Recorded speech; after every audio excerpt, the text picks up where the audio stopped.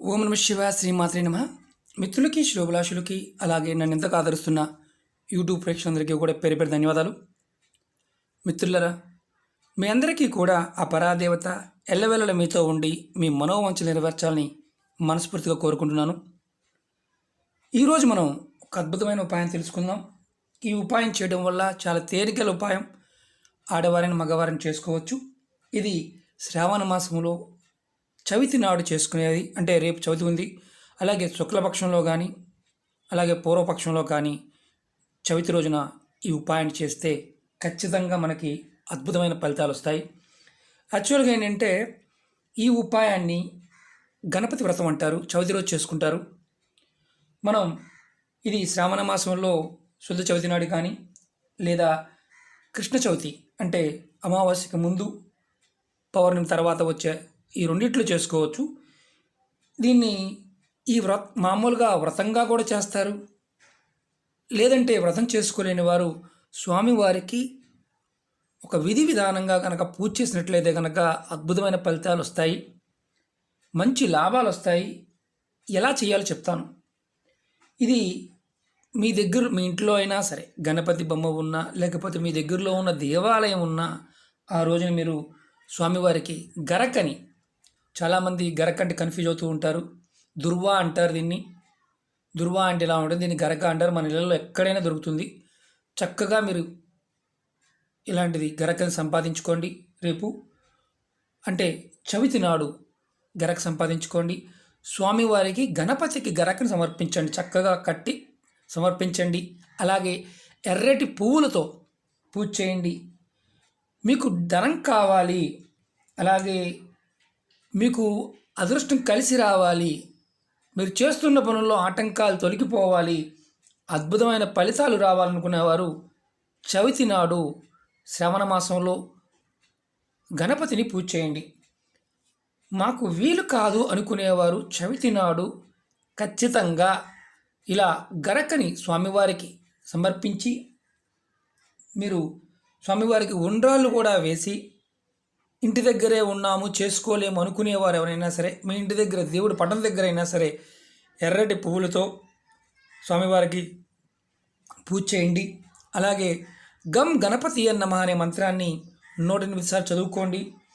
అలాగే ఈరోజు వీలైతే ఉపవాసం ఉండడానికి ప్రయత్నం చేయండి. స్వామివారి పేరు మీద మీరు నోము ఎలాగో వ్రతం కానీ నోము కానీ ఎలాగో చేయట్లేదు కాబట్టి పూజ చేసినా సరే గరకతో పూజ చేసి ఎర్రటి పువ్వులతో మీరు స్వామివారికి పూజ చేసినా మీకు ఖచ్చితంగా అనుకున్న పనులు అవుతాయి. మీకు ఎలా అంటే ఈ ఉపాయం చేయడం వల్ల చాలామంది అడుగుతూ ఉన్నారు, మాకు సంతానం సరిగా మాట వినటం లేదండి, మా వంశం కొంతమంది పిల్లలు పుట్టడం లేదండి అనేవారు కూడా ఈ ఉపాయాన్ని చేస్తే ఖచ్చితంగా మంచి ఫలితాలు ఉంటాయి. మీ దగ్గరలో ఉన్న గణపతి దేవాలయంలో పూజారిని అడగండి. వారు విధి విధానంగా పూజ చేయించడానికి అవకాశం ఉంటుంది. ఎందుకంటే ఈ ఉపాయం చేసి ఎవరైతే చక్కగా విధి విధానంగా చేస్తారో వారికి వంశవృద్ధి కలుగుతుంది. అలాగే వారు కోరుకున్న కోరికలు అంటే భోగభాగ్యాలు కూడా వారికి వస్తాయని శాస్త్రం చెప్తుంది. ఎందుకంటే ఈ ఈ మాసం శ్రావణ మాసం చాలా అద్భుతమైన దైవశక్తి కలిగిన మాసం. మనం ఎంతగా భగవంతుని ఆరాధిస్తామో అంతగా ఫలితాలు వస్తాయి. శ్రీనివాస్ గారు, మేము ఇవేమి చేయలేమండి, మరి మా పరిస్థితి ఏంటి అనేవారు ఇలా గరక తీసుకొని, ఇది గరక నేను కుండీలో పెంచుతూ ఉంటాను, మీకు చూపిస్తున్నాను.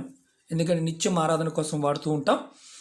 ఇలాంటి గరకని మీరు సంపాదించి మీ ఇంటి దగ్గర అంటే మీ ఇంటిలో పూజ మందిరంలో కనుక పటము ఉన్నా విగ్రహం ఉన్నా ఎలాంటిది ఉన్నా సరే సమర్పించి స్వామివారికి నివేదన చేసి చక్కగా మనస్ఫూర్తిగా మీరు అడగండి.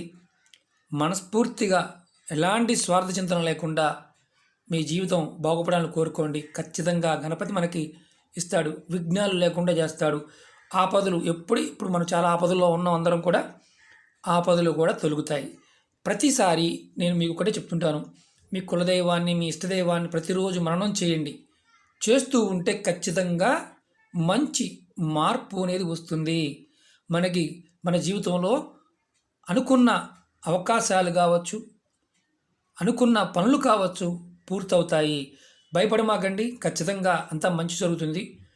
భయం లేకుండా భగవంతుణ్ణి మనస్ఫూర్తిగా ఆరాధించండి, ఖచ్చితంగా ఫలితాలు వస్తాయి.